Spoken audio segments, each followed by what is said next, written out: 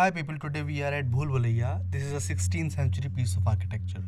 It is in Mehrauli, जिसे दिल्ली का सबसे पुराना शहर भी कहा जाता है. इस जगह का नाम है भूल भुलैया. इसके पीछे एक कहानी है कि एक बार यहाँ पर कोई राहगीर रात में रुका, लेकिन बाद में मिला ही नहीं. इसके एक तरफ अच्छी खासी बस्ती है तो दूसरी तरफ जंगल ही जंगल. संभव है कि कभी कोई खो गया हो.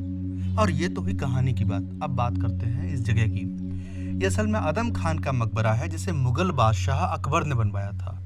अब तक आपने सुना होगा या देखा होगा टीवी सीरियल या फिल्मों में कि अकबर ने किस तरह आदम खान को उनकी बगावत की सजा देते हुए छत से नीचे फेंकने का आदेश दिया था. पहली बार में जब आदम खान की मौत नहीं हुई तो बादशाह अकबर ने उन्हें दोबारा छत से नीचे फेंकने का हुक्म दिया. इस बार आदम खान की मौत हो गई. आदम खान महमंगा के बेटे थे. ये वही महमंगा हैं जिन्होंने बचपन में अकबर की परवरिश की थी. आदम खान का इस तरह अंत देखकर उनकी मां ने 40 दिन का शोक किया, जिसके बाद उनकी भी मौत हो गई और अकबर ने दोनों का मकबरा मेहरौली के पास बनवाया. इसकी खास बात यह है कि अकबर ने इसे दिल्ली सल्तनत के आर्किटेक्चर स्टाइल में बनवाया.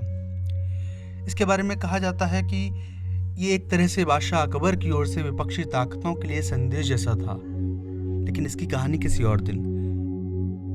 इसके बाद वक्त बीतते बीतते अकबर से लेकर उनकी तमाम पुश्तें इतिहास में समा गई. गंगा के पानी में बहते वक्त ने ब्रितानी शासकों को दिल्ली के तख्त पर बिठा दिया.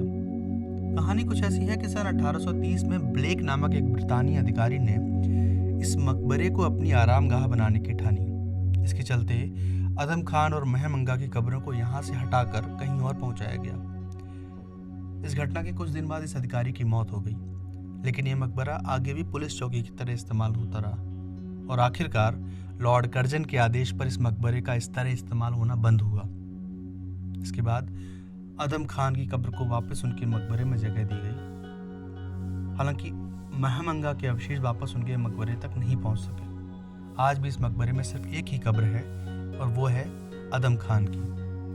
दिल्ली का इतिहास इतना विशाल है कि छोटी छोटी घटनाएं भी काफ़ी सिग्निफिकेंट होती हैं. उनसे जुड़ी पुख्ता जानकारियां आसानी से उपलब्ध नहीं हो पाती. इन कहानियों का भी पुख्ता आधार सहज उपलब्ध नहीं है. लेकिन कहानियां तो कहानियां हैं. थोड़ी सच थोड़ी झूठ, कौन जानता है. लेकिन अगर आप मेहरौली आ रहे हैं तो इस मकबरे और इसे बनाए जाने का ढंग देखने के लिए आप यहाँ ज़रूर आ सकते हैं. यहाँ आने के लिए आप मेट्रो या बस अथवा उबर का सहारा ले सकते हैं. अगर आप बस से मेहरौली टर्मिनल तक पहुंच रहे हैं तो आपको बस से उतरते ही ये मकबरा दिख जाएगा. अगर आप मेट्रो से आ रहे हैं तो आप ऑटो कर सकते हैं जो 80 रुपये तक चार्ज कर सकता है. लेकिन दूरी सिर्फ 2 ही किलोमीटर है. तो मिलते हैं अगले वीडियो में. प्लीज़ शेयर एंड सब्सक्राइब अगर कुछ ठीक लगा हो. अगर नहीं तो आगे फिर मौका दूंगा.